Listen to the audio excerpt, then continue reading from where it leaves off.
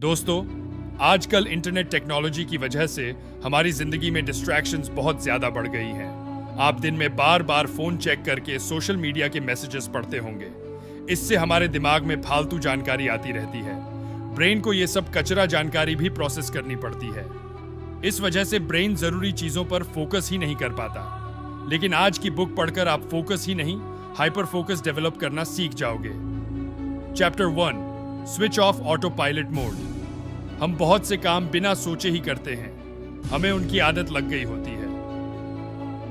इसे ही auto pilot कहते हैं। जैसे आराम करने बैठेंगे तो अपने आप ही टीवी चला देंगे या यूट्यूब पर अपने आप ही वीडियोस आदि देखने लगेंगे। हम कभी भी काम को डिवाइड नहीं करते। हम यह भी नहीं सोचते कि किस काम के लिए हमें ज्यादा अटेंशन या फोकस देने की जरूरत है और किसको नहीं। इस कारण हम लाइफ में बड़े बड़े बदलाव नहीं ला पाते और लाइफ बस एक रूटीन पर चलती रहती है। इसलिए लेखक कहते हैं कि हमें इस ऑटो पायलट मोड को बंद करना पड़ेगा। इसके लिए आप अपने सारे कामों को 4 कैटेगरी में बांट सकते हैं। 1, नेसेसरी वर्क। ये वो काम होते हैं जो आपको करने ही हैं, जैसे मीटिंग में जाना, फाइल वर्क कंप्लीट करना आदि। 2, अननेसेसरी वर्क। ये वो काम हैं जो आप करते तो हैं लेकिन उतने जरूरी नहीं होते, जैसे फाइल्स को अरेंज करना, एक ही चीज को ज्यादा डेकोरेट करते रहना। 3, डिस्ट्रैक्टिंग वर्क। ये वो काम हैं जो आपको अट्रैक्ट तो करते हैं लेकिन जरूरी नहीं होते, जैसे सोशल मीडिया, यूट्यूब, इंस्टाग्राम आदि। 4, पर्पसफुल वर्क। ऐसे काम जिनमें आपको अपनी क्रिएटिविटी दिखाने का मौका मिलता है और जिन्हें करके आपको खुशी मिलती हो, जैसे कोई ब्लॉग पोस्ट लिखना, graphic designing, freelancing, novel writing आदि। इन सब कामों में आपको सबसे ज्यादा फोकस पर्पसफुल वर्क में लगाना चाहिए।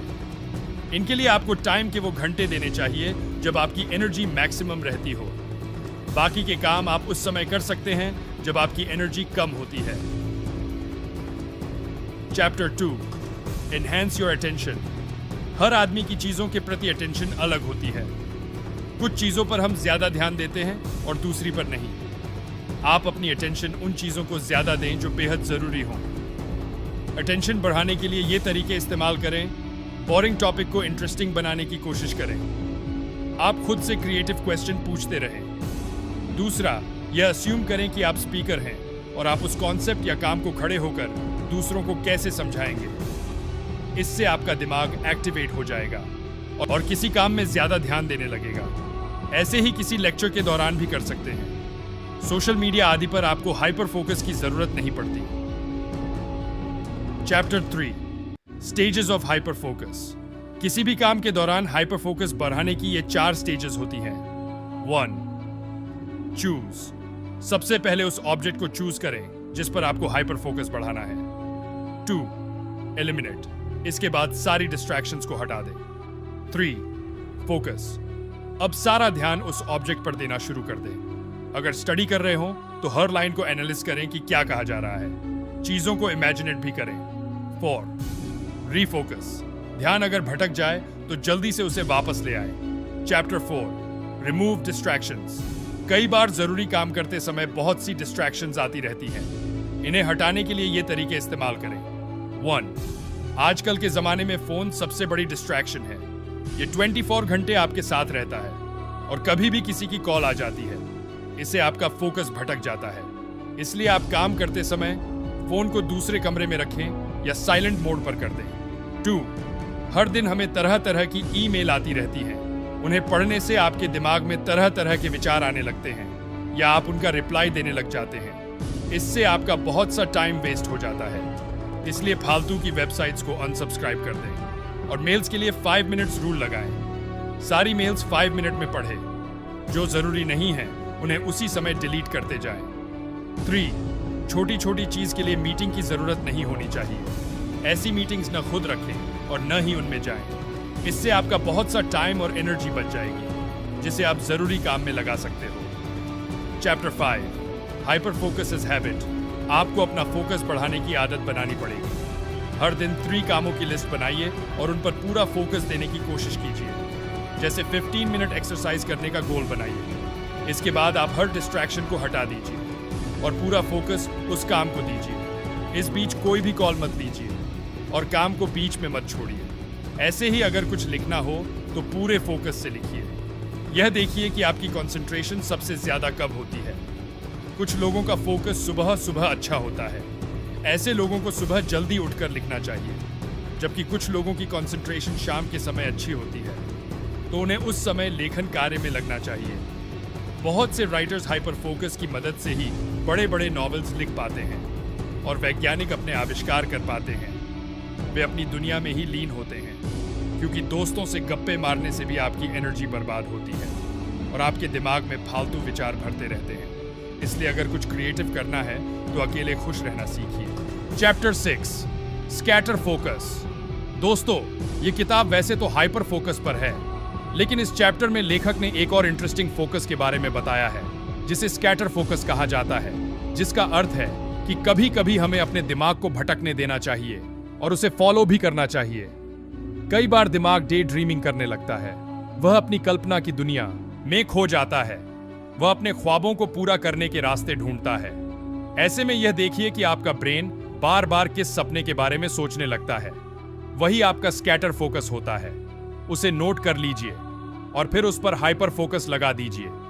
जैसे अगर आप बार बार कोई ब्लॉग शुरू करने की सोचते रहते हैं तो उसे लिख लीजिए और फिर पूरा फोकस ब्लॉग शुरू करने पर लगा दीजिए। Chapter 7, recharge your brain. बहुत बार कोई कॉम्प्लेक्स कार्य करते हुए हमारा दिमाग थक जाता है। इससे हमारा फोकस हिल सकता है और हम उस कार्य को अच्छे से नहीं कर सकते। ऐसे ही कई बार पढ़ते पढ़ते हम उकता जाते हैं और ऐसा लगता है कि कुछ भी दिमाग में नहीं जा रहा है। ऐसे में आपको अपने ब्रेन को फिर से रिचार्ज करना होगा। दरअसल ज्यादा देर तक दिमागी कार्य करने से हमारे न्यूरोट्रांसमीटर जैसे एसिटिलकोलाइन आदि खत्म हो जाते हैं और हम अपने काम पर फोकस ही नहीं कर पाते। इसलिए हमेशा 45 मिनट के बाद ब्रेक लेते रहें। किसी गार्डन, पार्क या जंगल में वॉक पर जाएं। मेडिटेशन करके स्ट्रेस को दूर रखें। ड्राई फ्रूट्स जैसे बादाम, अखरोट, काजू आदि खाएं, जो दिमाग के लिए अच्छे होते हैं। म्यूजिक सुनें, हॉबीज को समय देकर खुद को रिलैक्स करें आदि। इस सब से आपका दिमाग फिर से तरो ताजा हो जाएगा और आप अगले घंटे फिर से हाइपर फोकस के साथ काम कर सकते हो। Chapter 8, connecting dots. कई बार हमारे दिमाग में कोई प्रॉब्लम चल रही होती है और हमें उसका कोई सॉल्यूशन नहीं मिलता। ऐसे में हमें हाइपर फोकस का इस्तेमाल करना चाहिए। सबसे पहले प्रॉब्लम के सभी पहलुओं को लिख लीजिए। इसके बाद 1 हफ्ते का समय दीजिए और उस प्रॉब्लम से रिलेटेड जो भी सॉल्यूशंस आपके दिमाग में आए उन्हें भी नोट करते जाइए। इसके बाद नई एनवायरनमेंट में जाइए, नए लोगों से मिलिए या YouTube आदि से प्रॉब्लम से रिलेटेड नया ज्ञान हासिल कीजिए और अंत में सारे डॉट्स को कनेक्ट कर दीजिए। जैसे अगर किसी को बॉलीवुड एक्टर बनना है तो वह सोच सकता है कि ऑडिशंस देगा, लेकिन फोकस बनाकर सोचें तो ये भी हो सकता है कि पहले किसी भी डिपार्टमेंट में छोटा सा काम कर लें, उसके बाद कोई नेटवर्क बनाएं और बाद में अपने लिए रोल हासिल करें। तो इस तरह हाइपर फोकस आपको क्रिएटिव भी बना सकता है, जिससे आप अपनी लाइफ की हर प्रॉब्लम को सॉल्व कर सकते हैं। Chapter 9, collecting dots. कई बार हमें प्रॉब्लम्स के बिंदु जोड़ने ही नहीं होते हैं, बल्कि नए बिंदु ढूंढने भी चाहिए। जैसे ऊपर के एग्जाम्पल में अगर किसी को एक्टर बनना है तो उसे और भी जानकारी इकट्ठे करनी चाहिए। जैसे बॉलीवुड में ऑडिशंस कहाँ होते हैं, फिल्म इंडस्ट्रीज के लोग कौन से रेस्टोरेंट या बार में जाते हैं, या कौन से जिम में एक्सरसाइज करते हैं, उनके मेड्स आदि कहाँ रहते हैं और उनसे दोस्ती कैसे की जा सकती है। किसी एक्टिंग स्कूल के जरिए कैसे कॉन्टैक्ट्स बढ़ाए जा सकते हैं। ट्रेड मैगजीन्स या यूट्यूब, लिंक्डइन आदि से कैसे फिल्म इंडस्ट्री की जानकारी मिल सकती है।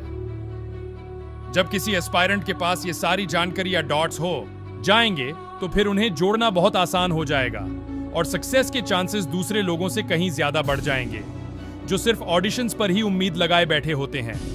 इसलिए हर प्रॉब्लम के आगे, पीछे और ऊपर, नीचे और चारों ओर के पहलुओं पर भी गौर करना चाहिए। इससे सॉल्यूशन जल्दी मिलेगा।